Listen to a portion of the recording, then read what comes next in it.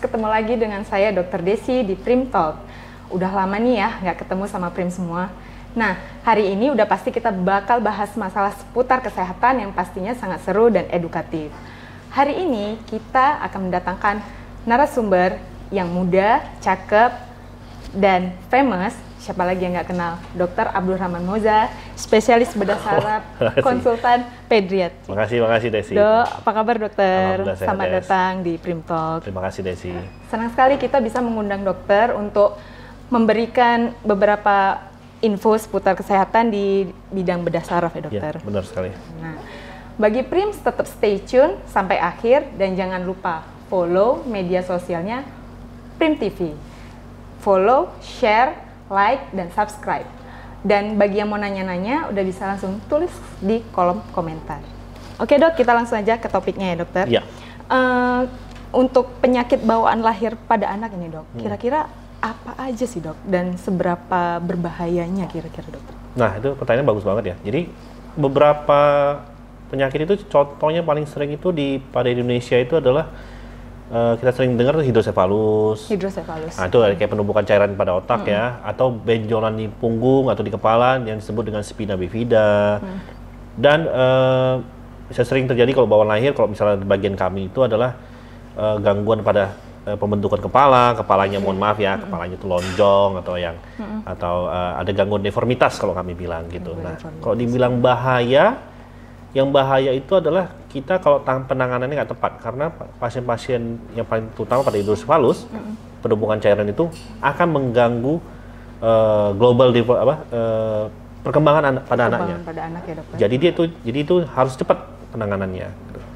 Begitu lahir langsung bisa gitu? Bisa. Jadi kalau misalnya memang kita terdeteksi dengan hidrosefalus, maka kita bisa evaluasi apakah kita perlu tindakan operasi atau tidak. Dan kita bisa evaluasinya dengan cara adalah pengukuran lingkar kepala. Pengukuran lingkar kepala. Ya, Begitu lahir, ukur lingkar kepala itu bisa langsung dideteksi ya dokter? Ya, jadi ada beberapa cara, yaitu pertama ukur lingkar kepala, atau kalau beberapa ibu-ibu takut dok gini, itulah pegang ubun-ubun. Oh, pegang ubun-ubun anak itu kita pegang. Kalau misalnya ubun-ubunnya itu bisa dipegang, lunak, biasanya nggak ada masalah gitu. Yang bermasalah yang seperti apa ya dok? Misalnya cembung, kita tekan ubun-ubunnya keras, terus kayak anak bayinya kayak kesannya tidak terlalu aktif gitu.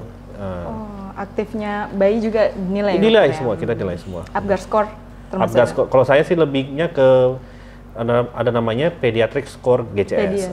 Iya. Jadi penyakit-penyakit bawaan pada saat lahir ini dok, itu menular atau gimana ya dok? Nah, tidak.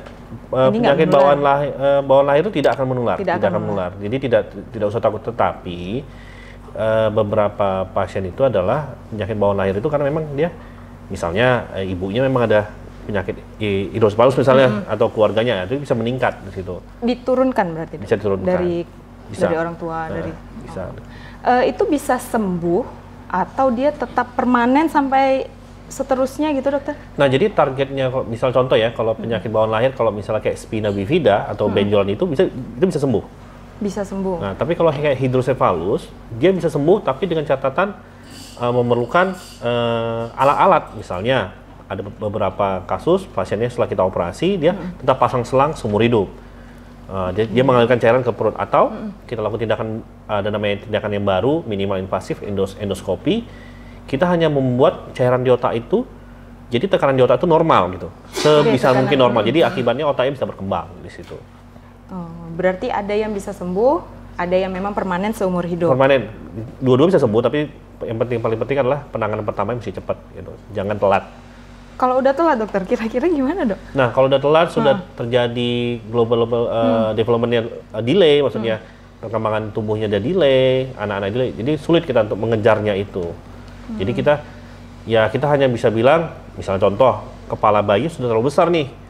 Kita pasang selang sebenarnya nggak ada gunanya, tetapi kalau kita nggak pasang selang itu, kepala bayinya akan makin lama makin besar. Untuk pengurusan orang tua untuk ngurus anaknya itu sulit. Gitu. Makin sulit. Jadi target kita hanya untuk, mohon maaf, supaya anak-anak ini bisa ditanganin oleh orang tua di rumah dengan baik, supaya nggak repot lah orang tuanya. Supaya nggak repot ya dok. Gitu kasarnya. Di Indonesia sendiri atau di Medan lah yang dokter pernah temui itu ada berapa banyak kasus dok? Banyak sebenarnya kasus, kita jujur aja ya, kalau secara prevalensi saya tidak tahu, tetapi kalau secara kasus kita di rumah sakit saya beberapa tempat itu masih banyak pasien-pasien kita yang menderita penyakit bawaan lahir. Tapi prevalensinya nggak belum dapat itunya memang.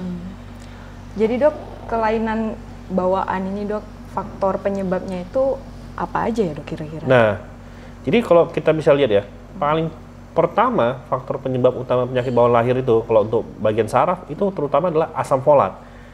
Rendahnya asam folat ya.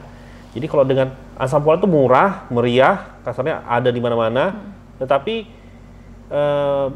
dia sering terjadi kekurangan. Misalnya contoh, mohon maaf, kita kalau misalnya kita kayak kita ya, misalnya nanti ada seorang perempuan, dia hamil, datang ke dokter obgyn itu kapan? Pada saat itu. Pada saat dia setelah telat mens 1 bulan.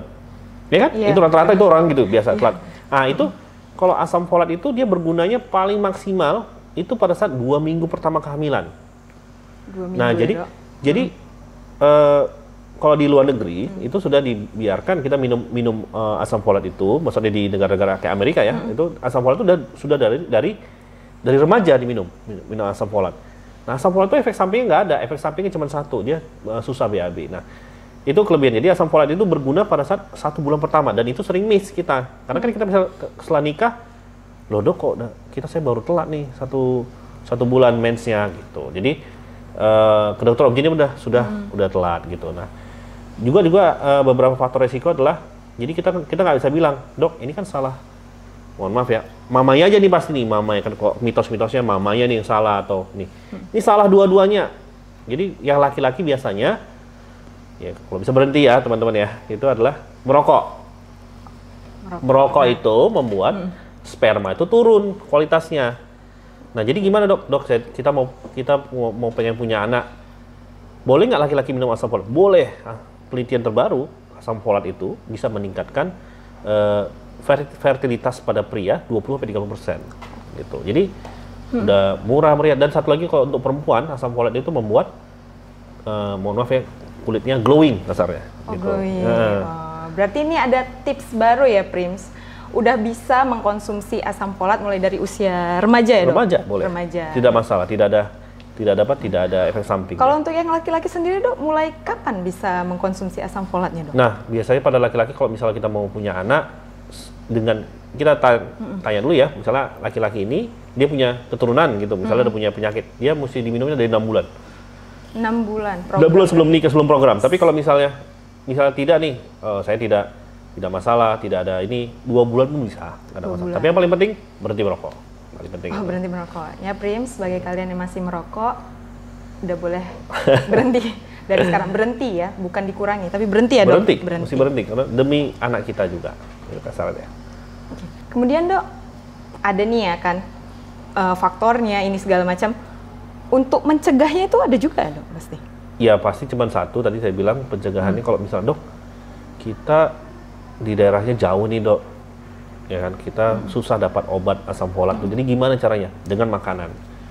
Ya, dengan makanan. Jadi makan dari awal, makanan bergizi yang lebih kuat ya. Kacang-kacangan, mesti sering makan. Kita terkadang pasien-pasien saya yang dari sana memang dia memang sulit makan. Jadi misalnya pada saat itu memang dia kasarnya, dok kita untuk makan sehari-harinya sulit. Nah, jadi intinya sebenarnya di situ makanan. Dari faktor gizi juga ya dok ya. Jadi faktor gizi. Nggak ada yang lain, faktor gizi gitu. Nah dokter, selama menangani pasien-pasien yang membawa bawaan lahir ini dok, ada nggak kayak resiko atau komplikasi sendiri yang terjadi gitu dokter? Nah jadi memang kita jujur aja ya, pasien-pasien dengan bawaan lahir kayak hidrosefalus, spina bifida itu sering kejadiannya itu adalah karena kalau misalnya pada pasien hidrosefalus kita pasang implan, nah itu sering pasiennya implannya itu bermasalah. Implannya? Nah, kenapa bisa bermasalah? Ya namanya anak-anak hipersensitivitasnya masih tinggi, kadang-kadang dia alergi atau kulit anaknya tipis, jadi implannya bisa gampang infeksi dan lain-lain, dan itu masalahnya. Nah, sering terjadi kalau dok, gimana kalau misalnya kita komplikasi apa yang paling sering itu adalah pendarahan pada otak. Ya, jadi pada anak seringnya pendarahan atau otaknya jadi karena dia infeksi jadi Jadi risiko lebih berat untuk pasien-pasien ini. Berarti paling sering perdarahan, Dokter? Perdarahan paling sering kita dapat. Itu tindak lanjutnya terus gimana ya, Dok? Kalau jadi panjang, intinya pasti kita mesti penanganan mesti cepat karena anak-anak ini masih golden period, artinya perkembangan misalnya anak-anak ini ada masalah di setahun berapa bulan pertama, tapi dia bisa catch up, misalnya bisa mengikuti otaknya dalam waktu beberapa tahun. Jadi kita mengejar pada golden period pada anak-anak ini. Gitu. Golden period. Ya. Rata-rata umur berapa sih, Dok, yang dokter dapat kasusnya itu, Dok?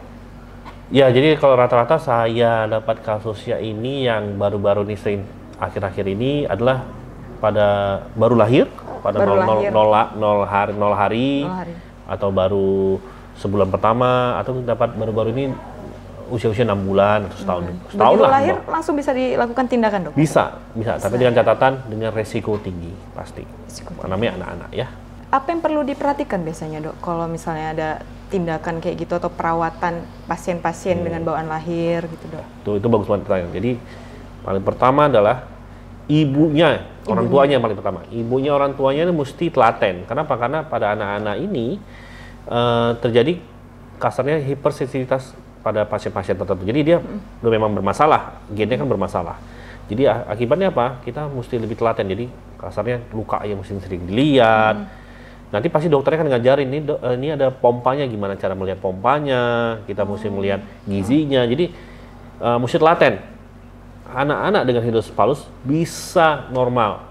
Saya punya pasien sudah tamat sarjana. Ya, udah ada pasien saya waktu itu udah lama tapi udah lama ya. Jadi artinya bukan berarti kita langsung nyerah, tidak, tapi orang tuanya yang berperan penting.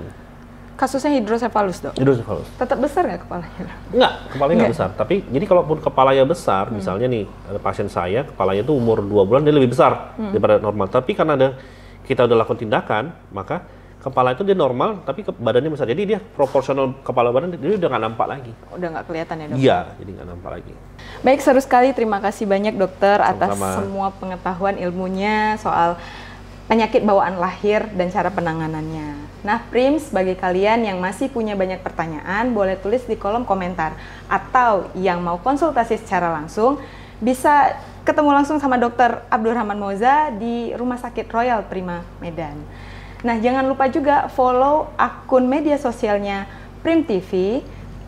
Jangan lupa di like, subscribe, dan komen yang positif. Terus, kira-kira ada ide apa lagi nih yang bisa kita tampilin untuk Prim Talk selanjutnya. Nah, baik. Kita undur diri dulu. Saya Dr. Desi dan Saya Dr. Abdurrahman Moza. sampai ketemu di Prim Talk selanjutnya. Dah.